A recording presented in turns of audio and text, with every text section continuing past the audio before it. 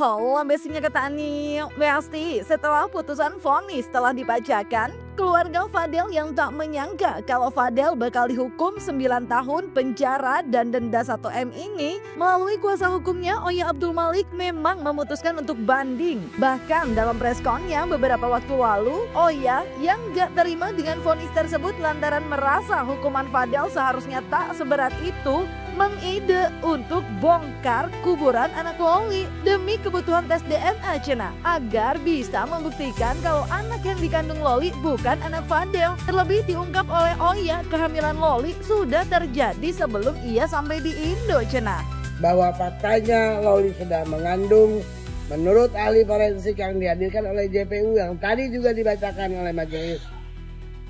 Usia kandungannya sudah 20 sampai 28 minggu, which is kita tarik mundur itu bulan Januari atau Februari. Dia masih berada di UK.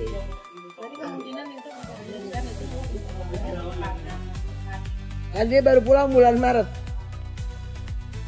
Terus kalau benar, kenapa harus Fadel yang menanggung? Kenapa hukum harus kalah sama tekanan publik? Kenapa fakta persidangan ini dikesampingkan? Ada apa dengan hukum Indonesia?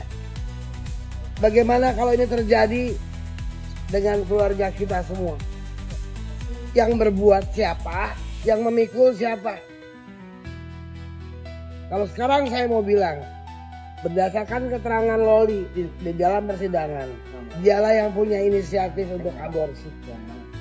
Boleh nggak sekarang saya bilang? Menurut saya ya, saya berpikir oh iya, pantas dia punya inisiatif untuk menggugurkan karena sudah dari sana. Seandainya itu lahir, mungkin anaknya bule. Iya apa enggak?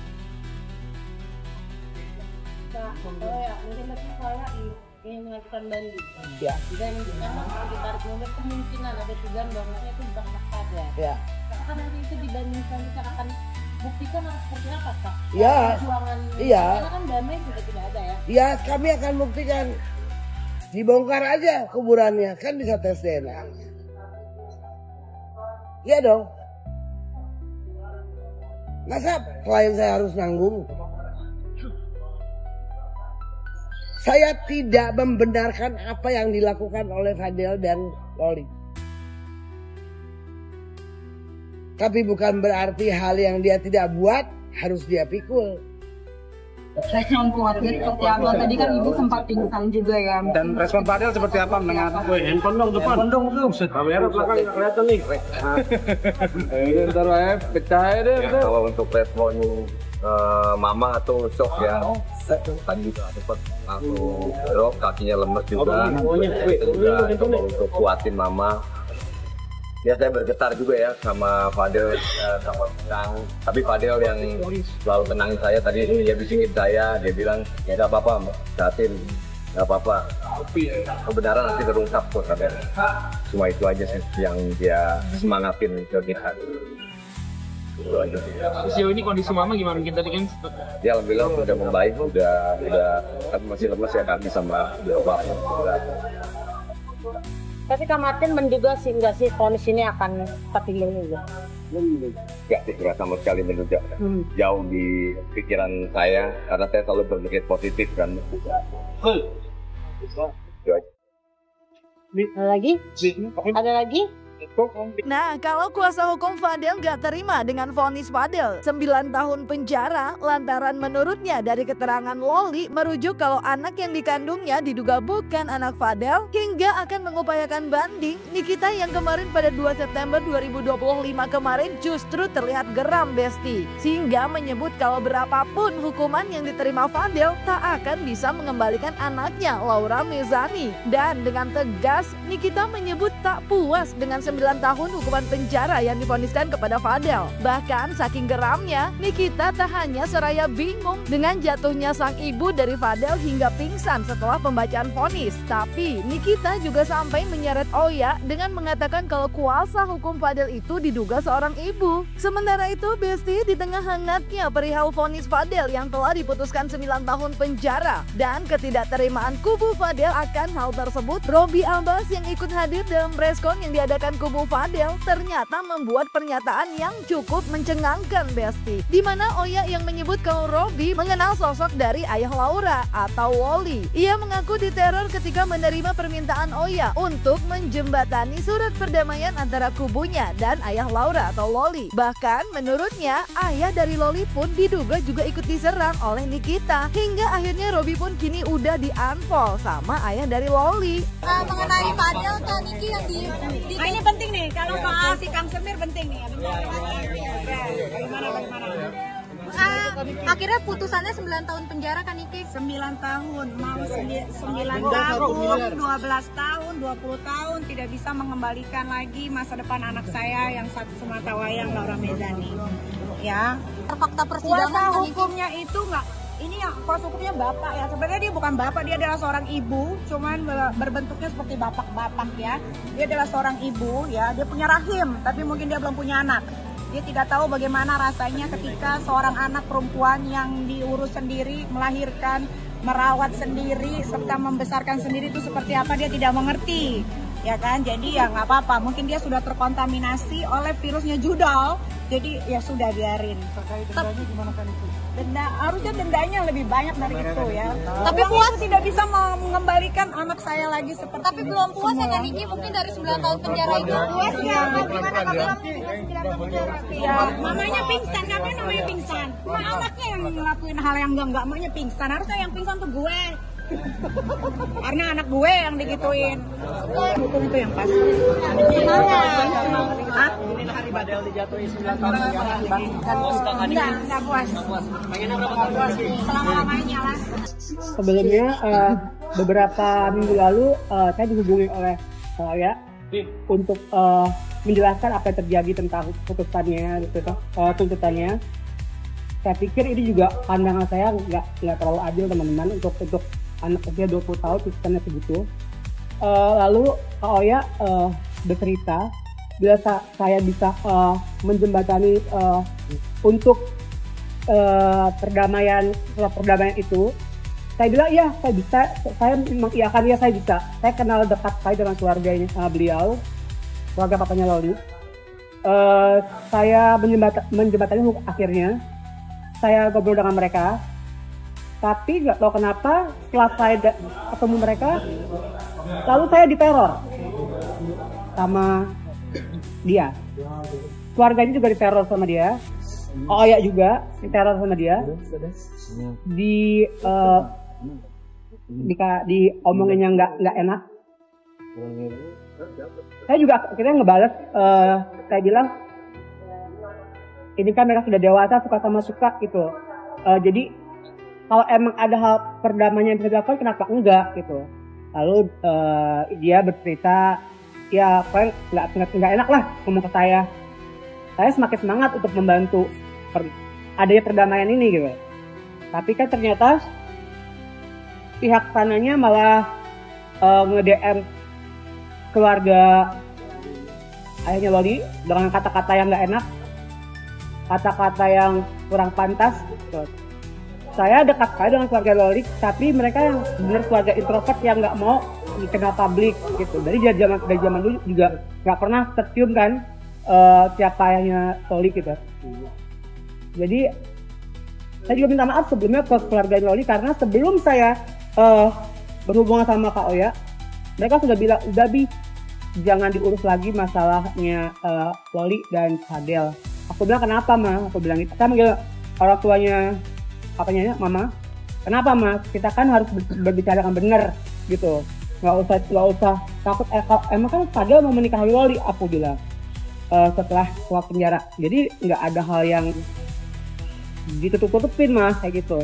Bukan ditutupin, mereka malas aja kalau misalnya ayahnya Loli diserang sama wanita itu.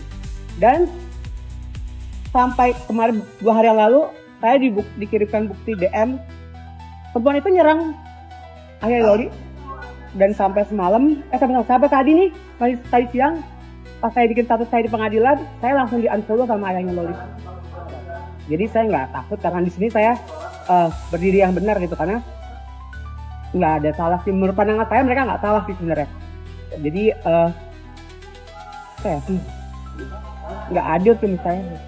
Nikita Mirzani memang murka Besti. Terlebih menurut Nikita saat kemarin usai sidang, dalam wawancaranya bersama awak media, ia pun menyampaikan sakit hatinya karena mengetahui dugaan Fadel yang menceritakan perbuatannya terhadap sang anak di Rutan Cipinang, sehingga membuatnya cukup kaget karena ternyata Fadel masih mau melakukan kesalahan dengannya. Di sisi lain, Oya Abdul Malik yang juga geram bahkan menyebut Fadel bakalan mengejar satu persatu orang yang diduga telah membuatnya seperti sekarang dan mengejarnya di akhirat nanti, Besti. Begitupun dengan Oya, lantaran merasa dalam kasus ini kliennya telah menerima fitnah yang benar-benar keji katanya. Mengenai Fadel atau Niki yang Sebetulnya kalau saya mau ngomongin semua, si Fadel itu kan ditahan di Cipinang. Nah kebetulan ada Mail juga di Cipinang kan, jadi apa yang dibicarakan si Kang Semir Fadel ini membuat saya cukup sakit hati ya, karena saya pikir dia sudah tidak mau melakukan kesalahan lagi gitu, malah dia di Cipinang itu dia omongin semua apa yang sudah dia lakukan kepada anak saya, semua dibongkar sama dia gitu kan, dan itu dia dikasih tahu sama orang-orang yang ada di Cipinang. apa namanya, kuasa hukumnya sakit banget. Kuasa hukumnya juga. Cuman saya sedih sama hukum di Indonesia kalau seperti ini. Kenapa fakta persidangan ini diabaikan? Ada apa? Ada apa dengan penegak hukum di Indonesia ini? Ada apa dengan jaksa? Ada apa dengan majelis? Kenapa? Kenapa Fadel harus dibinasakan? Dengan 9 tahun. Dan di dalam pledoi ini, saya sampaikan pledoi.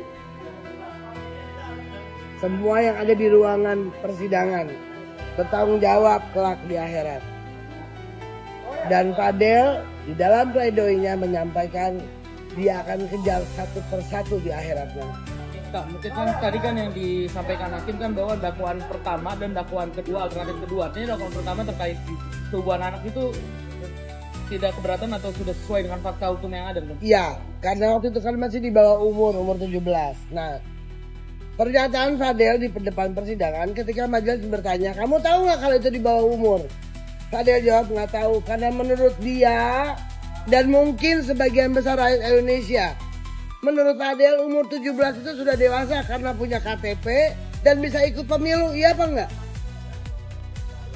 Saya sekarang kembalikan ke masyarakat Indonesia. Bahwa tadi kan yang mendengar apa yang disampaikan majelis, usia kehamilan dan pengguguran dan siapa yang punya inisiatif untuk aborsi, kan kalian dengar sendiri dari majelis siapa yang punya, siapa yang mesen, siapa yang Google, siapa yang minum. Fadel tidak ada di tempat. Iya apa enggak?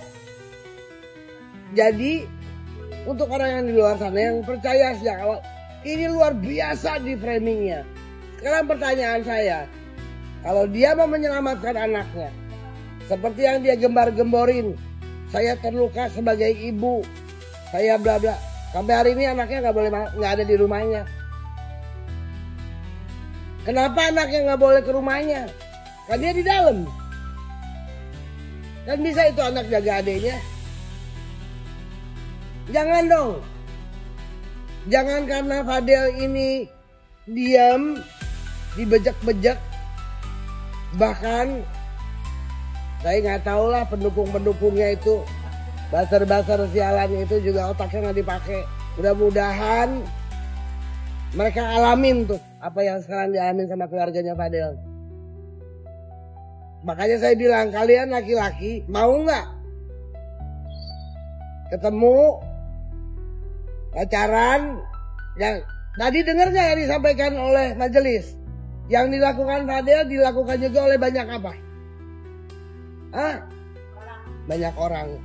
Tak hanya mengide untuk membongkar makam anak Loli untuk keperluan DNA, Oya pun yang merasa heran karena Loli masih belum pulang ke rumah ini pun menyebut bakal menginformasikan di mana makam tersebut. Nah, kalau Oya diduga merasa Loli dibuang, Lintang adik dari Nikita justru tengah berbahagia atas kelulusan dari pendidikan yang ia tempuh, di mana menurutnya peran besar Nikita begitu berarti karena telah memberikan pendidikan yang lebih dari baik kepadanya. Meskipun tak bisa hadir dalam wisuda sang adik, namun pancaran kebahagiaan terlihat ketika Nikita memperlihatkan pencapaian pendidikan yang telah ditempuh oleh sang adik dengan mendapat 2 gelar sarjana, Besti.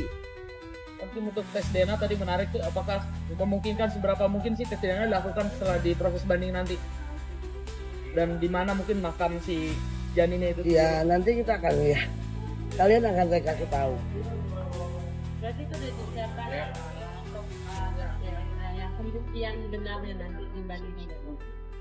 Jadi semua orang yang sudah ikut penghujat,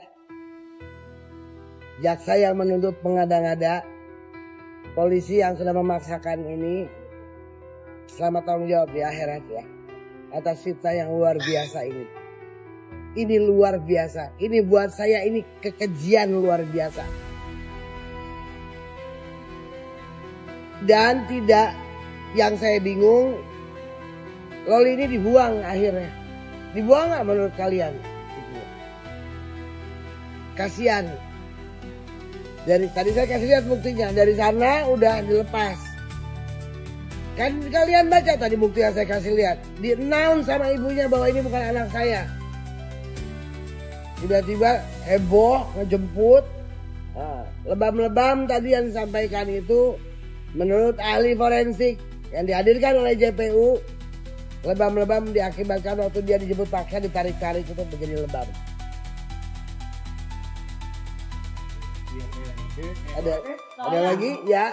Mungkin dengan bandingannya kan nanti ada bukti apakah kemungkinan Loli juga bisa kena nih nanti ya kan? Saya nggak tahu. Yang saya mau sampaikan bahwa Loli saat ini usia kamu sudah 18 tahun, sudah dewasa, sudah bisa menentukan nasib hidup kamu.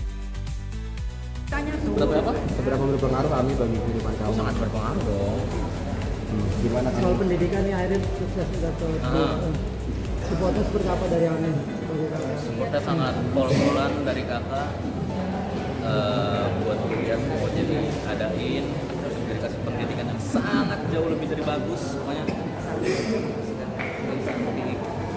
Andi tadi bahagia campur sedih nggak sih? Bahagia, kalau sedihnya harusnya kan aku Kemarin harus datang atau lagi sudah kan, tapi kan nggak bisa datang karena lagi itu. Tapi nggak apa-apa, anak adik-adikku semua maju-maju. S1 jurusannya apa tadi? Public relation.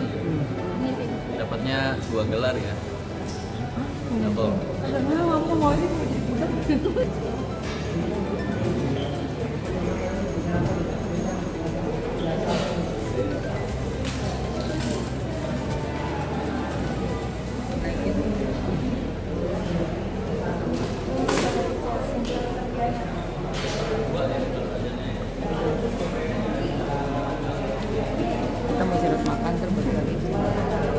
Ya Besti, kalau Oya bilang berdasarkan apa yang disampaikan Loli di persidangan, dan Fadel bakal kejar satu persatu orang di akhirat nanti yang diduga telah menjahatinya. Sementara Nikita merasa masa depan anaknya telah dihancurkan, bahkan sakit hati hingga tak puas dengan vonis Fadel. Kita lihat aja babak barunya ya Besti, yang masih selamat buat Lintang atas pendidikan yang membuat sang kakak bangga atas pendidikan yang telah selesai ditempuh. Dan semoga kasus Fadel dan Loli dalam bandingnya nanti segera mendapatkan keadilan bagi semua pihak ya Besti. Jangan lupa like, subscribe, share, and komen biar dapetin video berita kecil lainnya cuma di Kata Ani Besti.